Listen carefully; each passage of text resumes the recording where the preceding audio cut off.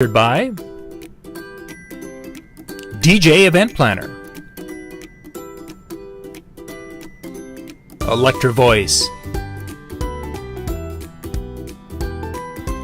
DJ Trivia and DJ Bingo, ProX Direct, NLFX Pro, Promo Only, Odyssey Cases, Perfect Portals, JMOZ Lighting, Instant DJ Requests, and our DJNTV Insiders. This is John Young from DJNTV. Thanks for watching. Hello, everybody. Welcome to Hanging Out with Howie.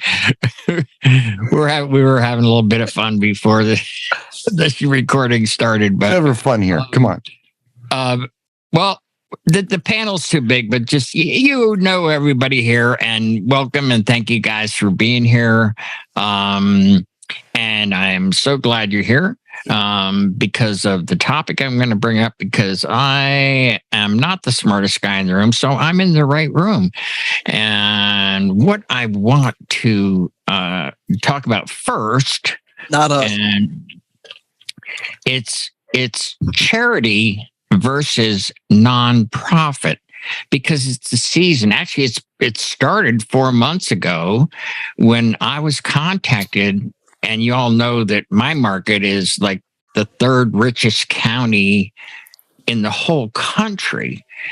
And like you look at the kids' parking lot at the high school and then their Lexuses and BMWs and use shit like that, right? And they contacted me, would I do a fundraiser for them? And so I said, sure. I said, what type of event is this? So, we're going to do an outside, thing. And so I gave them a price and they go, oh, no, we're a nonprofit. We were hoping that you would donate your services. And I went, I'm sorry, but you're not a charity. It's a nonprofit. And I'm going to give everybody a chance to go around the room. And then at the end, I'm going to drop a gold nugget on how I got paid. So who wants to go first? What do you think? Charity versus nonprofit? I don't know. For some reason, I feel like Bill should go first because he's pretending to be a lawyer and understanding this stuff. So why don't we let Bill go first? He stayed at a Holiday Inn. He mentioned in the comment section there. Yes, I did. I read up on all the. I took my bar exam there. You're official. Yeah. So I'm taking a bar exam right now. Exam in the bar. It's a nightly exam. Water. So obviously. Well, even though it's non-alcoholic, I'll salute you anyway. Okay, there we go. Drinks. Nobody said mega seg. Did he say road dog? No, didn't get that either. We obviously, the easiest thing is just define one over the other, but the client is, often in their own misconception. But it is funny to see even when DJs have this topic on the various Facebook groups, everybody has a different opinion, and 99% of the time they're all wrong. But really, imagine that. I know. The simple thing is, a charity is, the American Cancer Society is a nonprofit, but an event for someone who has cancer. And we're raising money for that person's battle with cancer. That's a charity. I think that's kind of the easiest way to just simplify that. Mm-hmm. If you want to donate your services to either, you're more than welcome to do so. You just can't write that off. Mm-hmm. That in English? I think you can't take the tax write-off for. You can't declare your value $1,000 and take a tax write-off for providing those services to either the American Cancer Society or Bob's prostate cancer fundraiser. Oh, poor Bob. Interesting. I didn't know that. All right, who's up next? Oh, Eric, you must get a lot of requests, with your big production company. We've got our hands in everything, and it really is a gray area between, for me, but I've kind of ruled it that if anybody's getting paid, then I think that I should get paid as well. So, I guess let me explain that a little bit. So if a guy's coming in and he's not donating his food, but he's selling his food and giving a percentage to the group or something along that line, guy's selling T-shirts, but he's giving the proceeds, then I feel that we should be able to get something as well. Certainly at a reduced price to make it so that they can benefit from our services. But if it's total volunteer across the board, then if I can do it and it's a worthwhile group, then I will do it for nothing.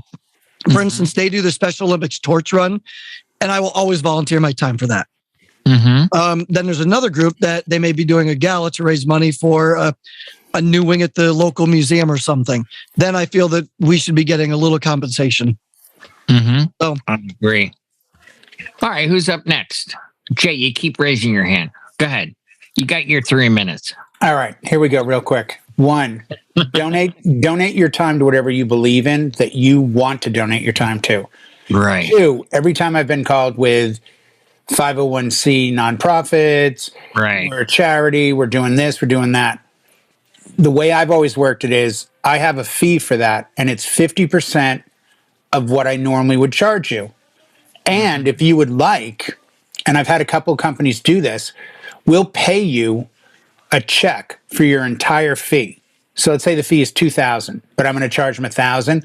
They'll write me a check for $2,000, and then I'll write them a check for $1,000.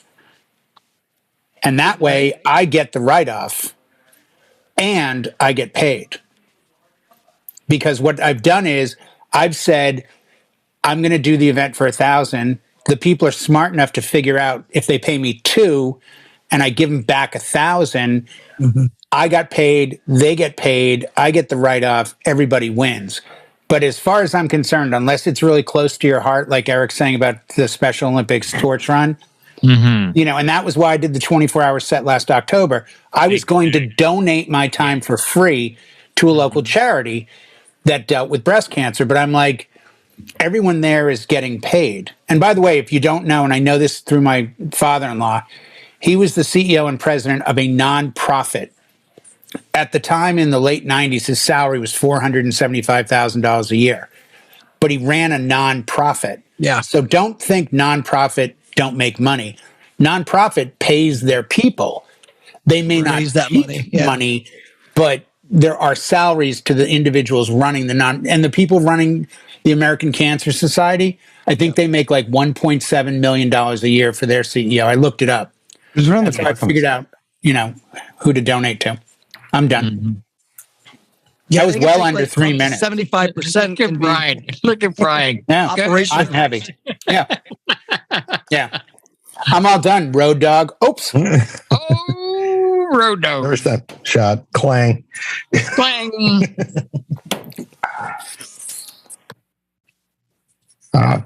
I'll take one. My experience with it, I never had to work with the nonprofit, but as far as charitable, I did MDA for a lot of years, and they were insistent on paying. And it was like the final day, so it would have been the Sunday, the Labor Day weekend. It was 8 a.m. till 6 p.m. the final timpani or whatever when they did the totals. But I never ran into any situations where I had to chase it or backpedal or and figure out logistics. It was just like, it's going to be X amount. And I was just like, it's a cause that I believe in. So I gave them a discounted rate and they paid fine and they had no questions about it. So. All right. The best for last. I don't know if I'm the best. I'm not an attorney. I don't play one on TV. Have you ever stayed at a Holiday Inn? Unfortunately, yes. Well, then you're qualified. Okay, well then, thank you. This is how I always think of it. I think of it like this. A charity is exactly what Bill said, is exactly what Eric said, where it's, okay, Susie needs a new organ. So we need to raise money for Susan's organ. We're having a bake sale. That's a charity. Okay. Nonprofit, I think of it, and maybe I'm wrong because I'm not an attorney and I'm not giving legal advice here. Nonprofit is a tax designation for an organization. So, and much like Jay said, it doesn't mean no one's getting paid. What it means is after the bills are paid, the profit goes to a designated charity of some kind. So the person who's calling you and like trying to almost hustle you, like someone begging for change, saying things like, "Oh, but we're a nonprofit." It's like, my reply to that is, "Oh, so you don't get paid? And you don't pay for goods and services?" Well, I'm not a nonprofit and I get paid for goods and services, but guaranteed that person's getting a check. And there is no charity being given from that organization until they turn a profit above and beyond their expenses. Right. And the more money that Great point. a nonprofit can generate from, like, let's say an event. Let's say they're having, I don't know, just hypothetically speaking, a car show. Okay. The more money they can generate from that event, the more the person running the nonprofit can show that he can generate, the more valuable he is. He can raise his price. Hey, look, I'm bringing in this much money, so I'm worth more now. Like a grant writer. Don't let that pull on your heartstrings, folks. Nonprofit's a tax designation. The guy who's calling you, the woman who's calling you and saying, "Yeah, but we're a nonprofit," they're getting paid. The other thing is, much like Jay had said, and this is how I do it, not an attorney, don't get legal advice, but if somebody says, "Hey, I'll tell you what I'll do. I'm going to donate." I charge, I don't know, let's say I charge $1,000 for my services. However, what I'm going to do for you is I'm going to donate $200 to your cause. So I'm only going to charge you $8. And I just write that into the contract. Price $1,000 minus donation of $200, total $800. It's a good way to write it. And Good that's way. all I got to Perfect say way. about that. All right. Howie, I'm sorry. Just before you give the nugget, for those that run into this down the road, charitynavigator.org and charitywatch.org actually rate charities, and it tells you in the rating how much of the money they get goes towards the cause they represent. Yeah. Right. And it's a great way to figure out. Dollar you give. Yes. Right. And it's a great way to figure out if you're making a donation, but also if you're a business and you want to give time to something. If you see they're giving 10 cents on the dollar to the cause of cancer, That's a no. maybe that's a cause that you don't want to back versus one that's giving 75 cents on the dollar. Just a quick heads up. I'm sorry to interrupt. Cool. Go ahead. No, No good point. problem. And that's a great point.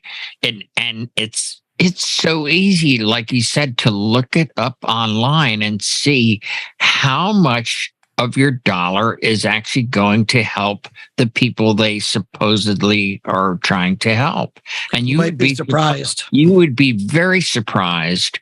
Like Goodwill, they only give 10 cents out of every dollar they get. But then again, you've got the top one, which is Salvation Army, which I got to stand up for Goodwill. I have to. I got personal experience with this.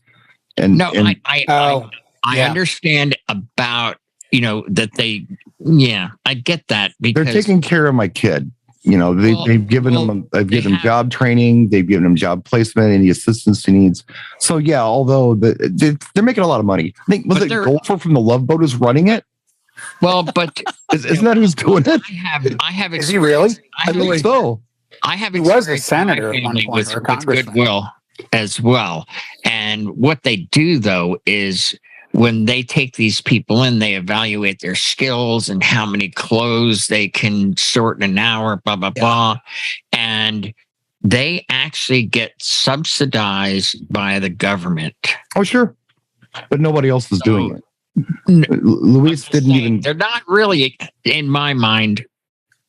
Just my opinion. They're not totally. No, it's okay. I just, but they're helpful. They're helpful. I'm benefiting from goodwill. My family's benefiting from goodwill. My son's benefiting from goodwill. He's intellectually about 6, and he's been going there since high school was over. And it's a big deal that he's in there. They give him great training. There's a huge facility he goes to, and they, the stuff they teach him is pretty cool. I mean, for his skill set.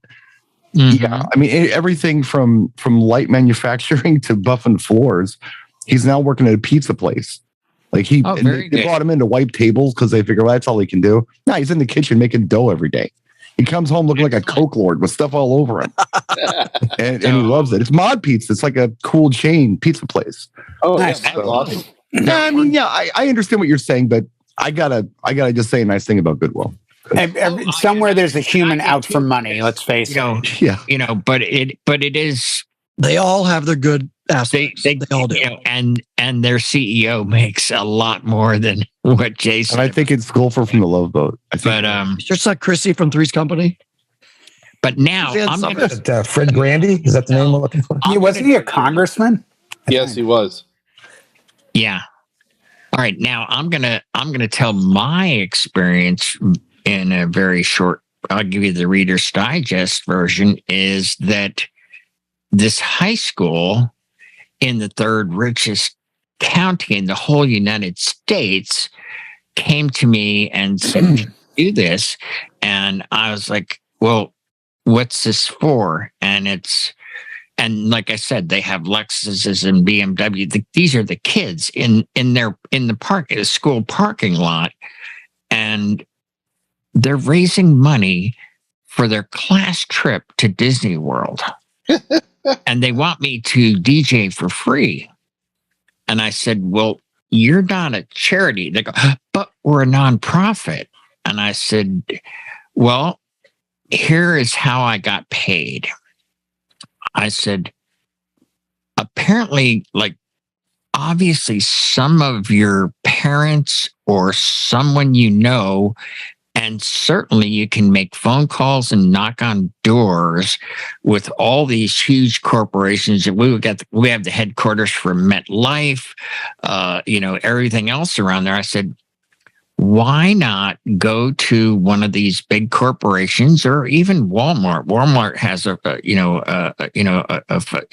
fund for this sort of thing, and ask them, hey, would you like to sponsor the music for our event? And they went, well, we never thought of that. They made a few phone calls. They called me back. I got paid. We run into a lot of that up here as well. Yeah. Our rugby tournament, like this year, I said, well, we want to have the video wall. We want to have the final game up on the screen for Sunday's championships. And I go, find a sponsor. Find somebody who wants to put their logo on the bottom corner of that screen. So yeah, you're right. Find somebody who wants some publicity and do some good at the same time. That's a great nugget, Howie. It really is. Because I hadn't thought of that. Yeah. So, and I certainly will use that in the future when I run into this. It works. Yeah. No, it totally works. I live near a bunch of casinos. They are desperate to sponsor things. I mean, when my wife was at the newspaper in San Diego, every Monday she got a call from 4 casinos. You guys got anything you need sponsored? They didn't care. They didn't care. Well, could have been anything. They would have thrown money at it. Getting a tax write-off too, right? Everybody's saying, "Oh, we'll charge them $2,000 and donate money back and then write it off." Well, wait a minute. Get the car dealership, the BMW car dealership that their kids have parked in the parking lot at the school. Get them to send something in and write it off. The other thing is, I think it's important for everyone to realize, if you're a professional, people expect that you're going to charge them something. I know we're talking about charities and nonprofits wanting a deal, but if you come in the doors with a fee, I did an event 2 weeks ago. I ended up playing music for 25 minutes, having microphones available for a high school graduation for 55 minutes, played 2 songs, and the organizer told me to stop. that was $1,000 gig from Wow. 1 to 3 in the afternoon. I ended up playing from 12:45 to like 2:07. And they had no issue. They were like, "We need your card. We need you to come back for this next year." This was the smoothest we've had it. I'm like, "Great. Here you go." Because they understand things cost money. Has anyone seen the price of a book in college these days? Right. Books are like $200, $150. Everyone knows things cost money. Don't go in the door going, "I'm a DJ and I'll charge you $300 for your charity." No, you charge your standard fee and then negotiate maybe and say, "Well, I can do this or I can do that." Or maybe the job's not for you. Well, the only charity that I'll do for free is a charity that gives 100% of the money to the actual cause. Sure. And that is in honor of my mother. And there's and it's not a national like cancer society where there's a CEO making a $1 million or something. It was a grassroots thing here in town. And they went, "Hey, it's 100% of the money's going to cancer." And I was like, "Okay, I'm in for that." Sure. So, anyway. Golfer was the CEO and president of Goodwill for about 5 years. Wow. Oh. And I Now guarantee he was. that paid well. I mean, if my father-in-law was making almost half More than Love Boat. in 99, 2000, he was there for 3 years. And I think it was, when he left, it was $500,000 a year he was making. And it's a famous nonprofit that all of you know. Didn't he sing the Love Boat theme song? Or No. was it a different song you sang? He sang a different song. That's right.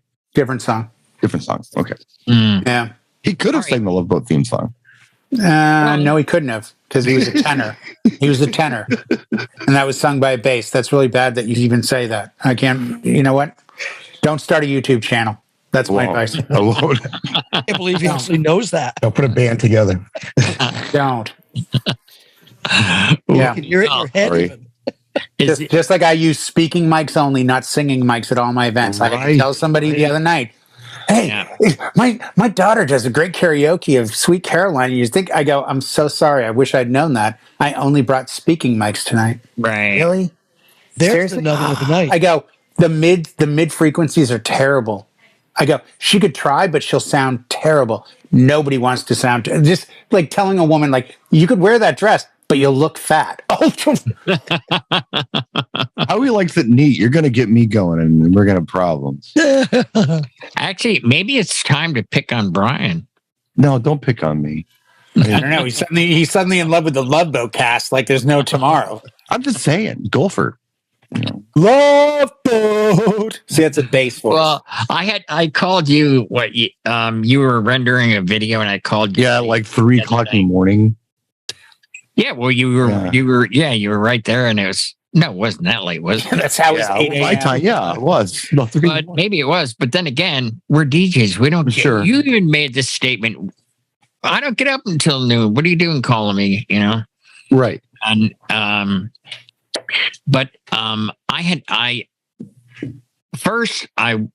make an apology publicly because I'd made it to you. Or I made a comment on your video, and I made 2, and they were funny because it was like 50-50, like, it looks great to me, and others were like, and I happen to know the one person that says, my only criticism is your wire management and this and that. And I'm like, who the heck is, who do you think you are? Who do you think you're talking to? Because I know the guy lives like less than a half hour from me. And in any event, I decided fight. No, I used my better judgment and I made a joke about it instead. And it got so many responses. And then I did hashtag nobody cares but except for other DJs. And that one exploded. The hashtag should probably be only other DJs care. That would probably be that would I'm not start a new one. I'm not a wordsmith. That's Lori's department. But in any event, I just thought, like, I looked at the picture. It's like, wait a minute, like he's setting up. I just felt like, wait a minute, when you did put the lights on, you couldn't see any of the flaws that this guy was talking about, wire management, and point of reference. Was this that corner picture with the ape labs behind you? Yeah. Now, what was his issue? He said that that was bad wire management. I didn't. The top? That rat's nest of wires that's up on the top? That he No, there was actually no rat's nest, and behind him. Okay, now leave this up for just a second. Now here it is with lights. Now, if you look over to the left is the gift table. So people are only going to go there once. And they're going to see that case he's got behind the speaker stand. Oh my gosh. It ruins everything. And then wait, now to the right, there's only that one table. If anybody comes up to make a request, they're going to either go from right up to the front on this riser. And I've been on many of these. They're 2 8x4 sheets of plywood. Is dumb risers. Yeah, they're dumb. The dumb risers. But I would have done the exact same setup and put the speakers back there so it's not a trip hazard. I didn't know what else to do. Do you know what my only thought when I saw this, Howie, was? Not wires. My honest to God thought, and maybe Where's it's a the stuff? discussion. No. You didn't get any feedback from the speakers? No. Yeah. Well, No. Oh my God, Jay, really?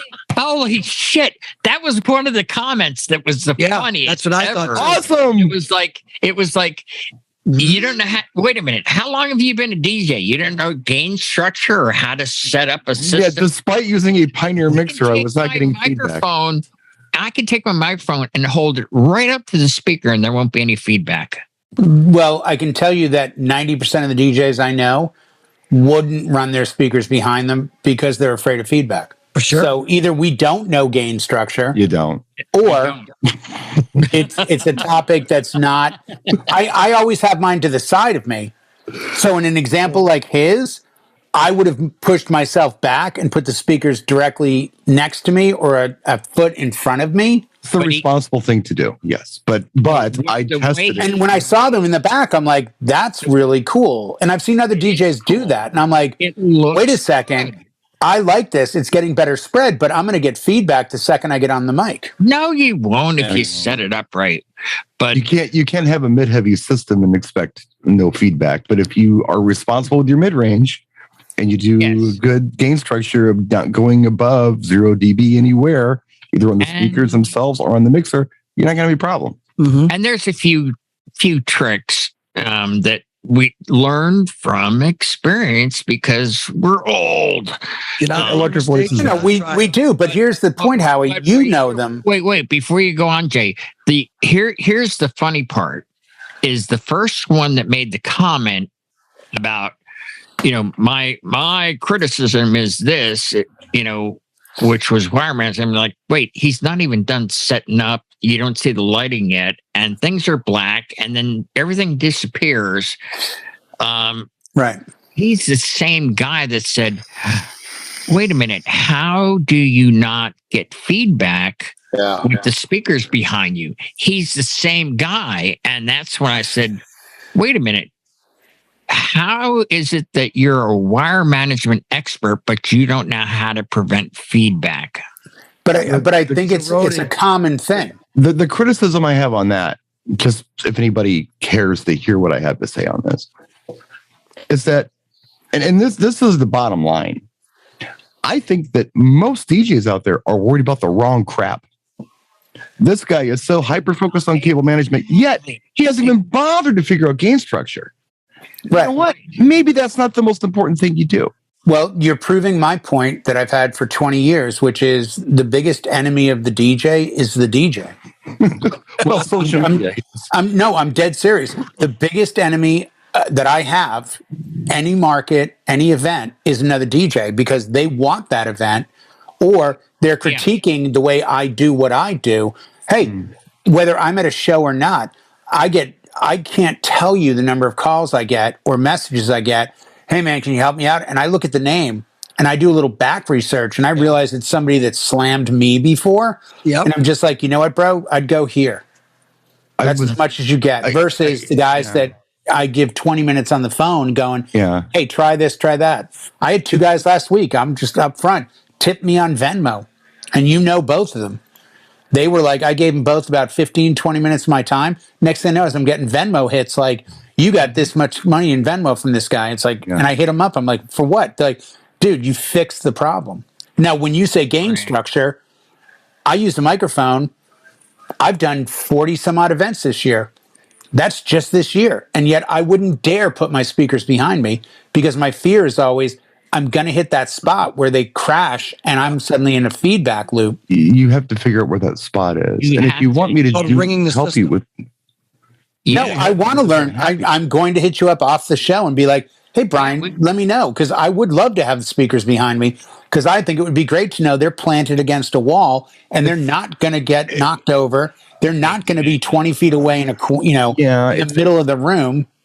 Well, a lot of the comments were you should have put them up front, but then you'd have one leg that people could. You got a trip hazard. Mm-hmm. Brian did the smart, elegant thing, and once it got dark and the lights were there, in my opinion, it looked beautiful, and because of his experience, he can do that because how many times you better know or learn how to get proper gain structure, because if you give a microphone to someone that's doing a toast, it's happened to me. I look them right in the eye and say, you have to hold the microphone up to your face and please don't walk in front of the speaker. It can cause feedback.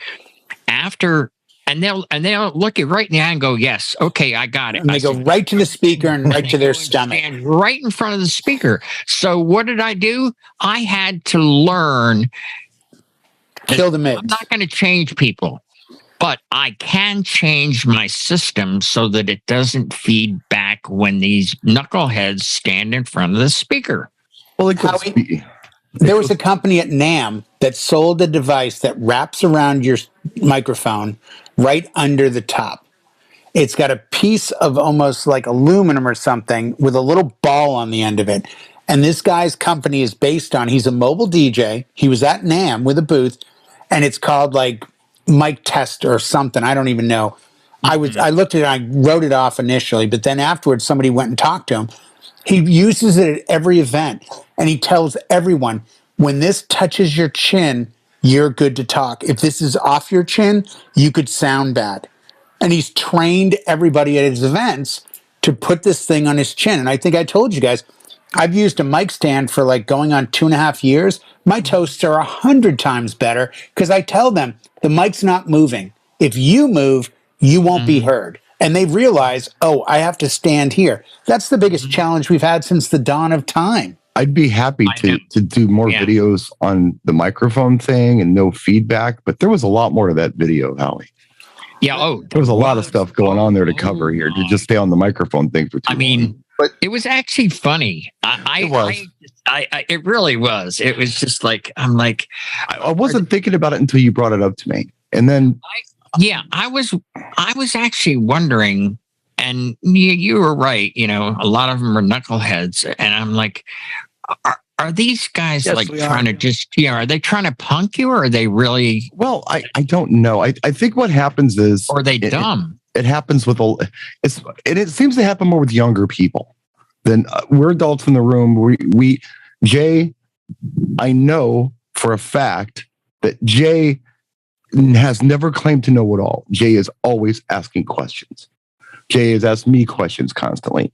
Howie, you've asked me questions because I've asked both of you questions. Yes. We don't know it all, but I think there's a certain type of personality out there that feels like they need to have the answers. And they also need to defend what they do. They need to defend their actions. And if you're doing something different than what they're doing, they get defensive and they'll tell you you're wrong and they're right. One thing that was killing me, just killing me. And I made a snarly comment about it because I saw it coming. When I showed the picture of it, I said, look, I don't want to offend any of you sub-worshippers. I saw that. Worshippers. Yes. Yeah, I saw that. Yeah. Jay and I have talked about this in great length. Oh my God. Yes. Where we need to have the hot spot on the dance floor and conversation areas in the rest of the room. Yep. If you've got a boomy system, you're going to disturb those conversation areas. Yes. I bought a $500 sub because of Brian. I bought an EV ZLXA1 12-inch sub. That's what I and have. ran it under my table with Under two my table, 15-inch that's what I did. JBL Yeah. PRX 615s. Solely based on Brian and I talked, and I said, dude, I don't want chest pounding. What I want is a fuller sound. He's like, dude, this EV ZLXA1, it's a 12-inch. It's not that heavy. You put it under the table. You match it up to the tops. I know they're 15s. They're a little bassy, but this will really give you that push through, but it won't kill everything around the dance floor, so grandma can still talk to mom 10 feet off the dance floor. And that's been my motto for, God, 10 plus years. Like, and when if you want to win a bride and groom, sit down at a meeting, go to Zoom, get on the phone, and make this one of the first things you ever say. You know what? I'm big on you guys having a great time.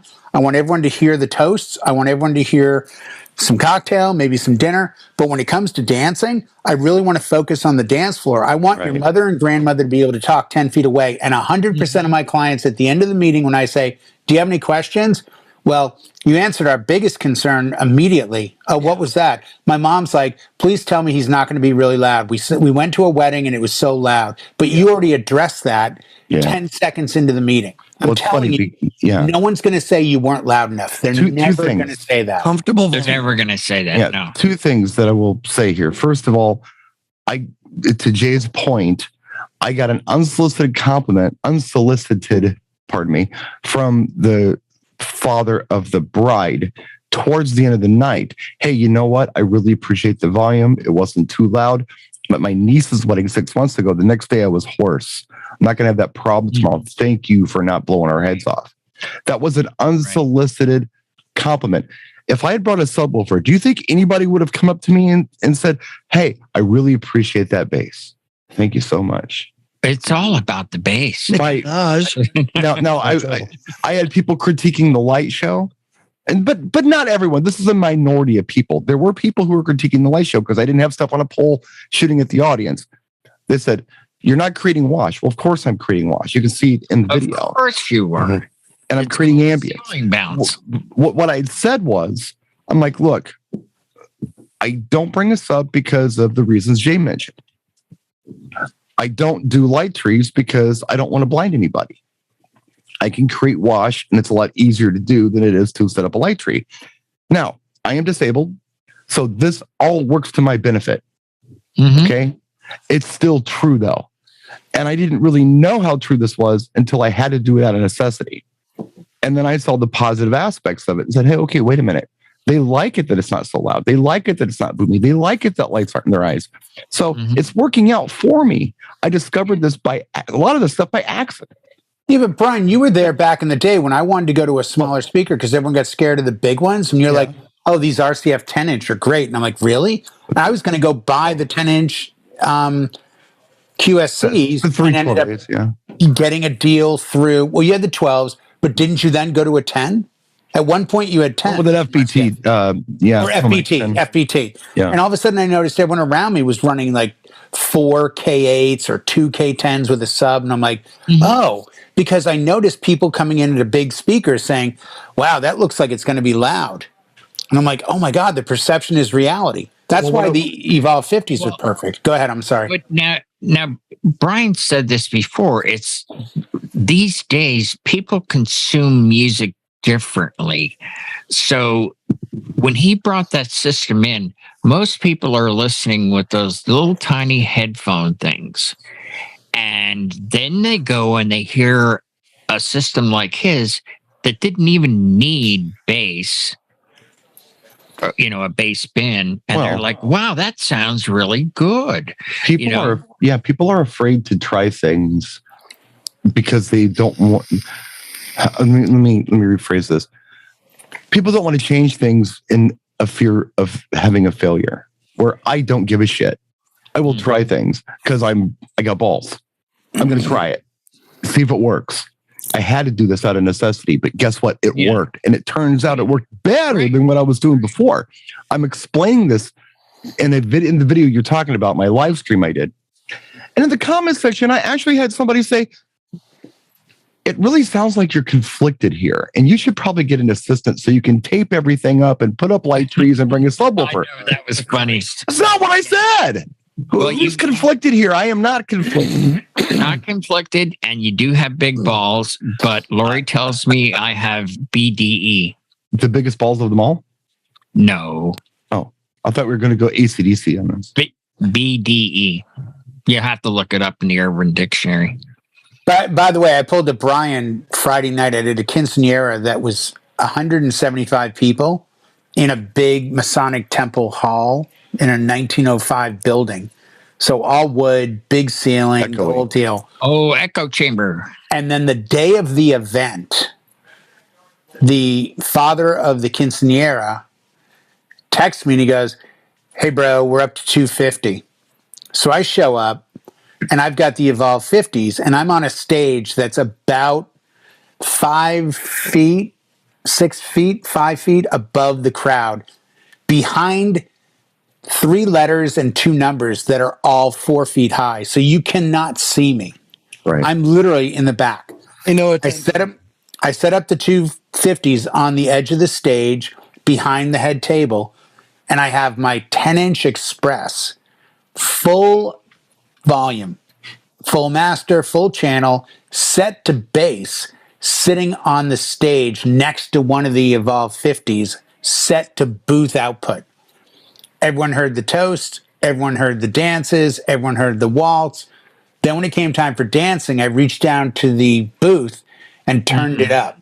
Yes. What a little tiny, because even the guy that I did it for, actually, Brian, you know him, Cyrus. Yeah. From Pioneer. Used to be with Pioneer and he left a few years ago. Yeah, sure. It was his daughter. So he comes up on stage and he's like, "Dude, sounds awesome. This is all you've got?" Looking at the 2 Evolve 50s, I go, "I have an Express 10 rated at like 2,000 watts, which means 400, sitting on the floor. So it's getting more bass, plus it's set to bass, and I'm controlling it here." I go, "Watch the difference." Turn it off. Still sounded okay. I mean, it sounded good, but it's a huge room. But then when I turned it up, all of a sudden it started hitting. And they danced for 2.5, 3 hours solid. Nice. No issue, no problems. Because my fear was I didn't want to make the Evolves louder. Yeah. I run everything flat, like you said. Yeah. So they're running the way they came out of the box. Right. Except I have mids turned up 1. You can bring mids up a little bit to throw a little further, sure. I think it's mids. Whatever you do, Brian, I copied you. I do a 3 dB cut, but I probably wouldn't do it if I had more people. I'd want more mid to throw further. But I have the mids. I have everything flat except mids is up. Mids is up mids 1 or 2. Mids is down. Oh, then it's down. Whatever you said to do, I was on the phone with you going, "What do I do?" Yeah, I did that. So that's how they're set. 3 dB mid cut, yeah. That's what I do. Yeah. And it was amazing. Now, I could have said, you know what? Let me bring my PRX 615s. Let me bring both my 15 subs. I'll stack them. And for what? For what? For what end? It's still the same outcome. I had a bunch of kids that wanted to dance to young music with a lot of bass, but I still had a ton of adults. I had more adults than kids. Right. They wanted to talk. They haven't seen each other since COVID. You got to think in your head. This isn't a nightclub. Well, you're not washing the room with sound so that no one can speak. We're doing what we're doing with sound objectives because of our experience. Right. And we have a goal that we have for our audience. Yep. There are other DJs out there who disagree with us. And you know what? And that's fine. That's fine. But I guarantee but I'm not going to ringing ears the next day with tinnitus going, "Man, we got to call that guy and have him do my 75th birthday party." Neither here nor there. Without picking on anybody, I will say this. I'm not going to tell anybody they're wrong for doing what they do. Right. So, you know what? Yeah. I've got more experience than you. I've been doing this longer than you've been alive. Don't tell me I'm wrong for making the choices that I make because I made them for a reason. And no, I want them running for bass boss bottoms because the second that person leaves and they regain their hearing, they're going to call me. And the place is what 115 years old. You're going to try to knock it over with as much vibration as possible. So No. you got to bring those things.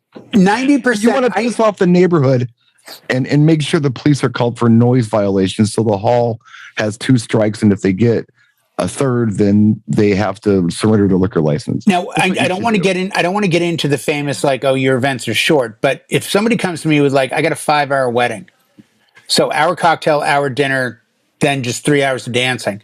How many people? 190. Oh, okay. If you get an hour 45, 2 hours of dancing, you're lucky.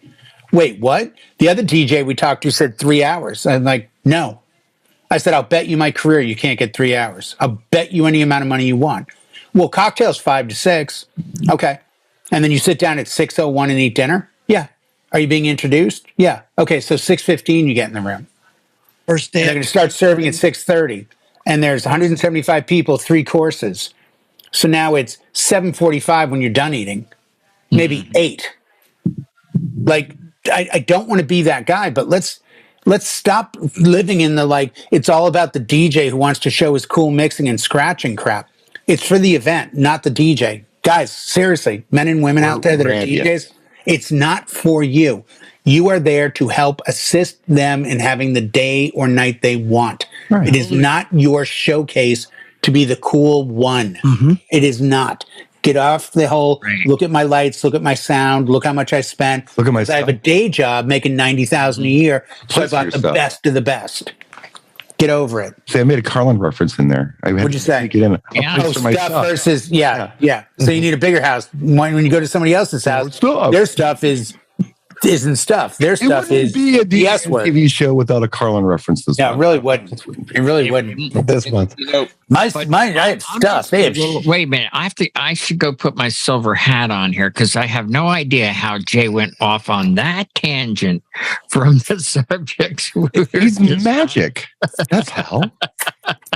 Monday Night Magic. And another thing. Now, the other panelists, have you anything to Are there people here? My screen just has me on it, so And me. go ahead? Go, Yeah. No, he's like Mr. Conductor in the train yard, which coincidentally was anybody Carlin else- as well.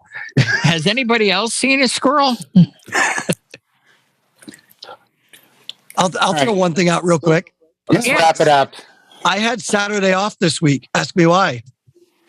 Cancellation. Because you- family. Because the bride got COVID on Thursday night. No. 1945 in my pocket. Didn't even have to work.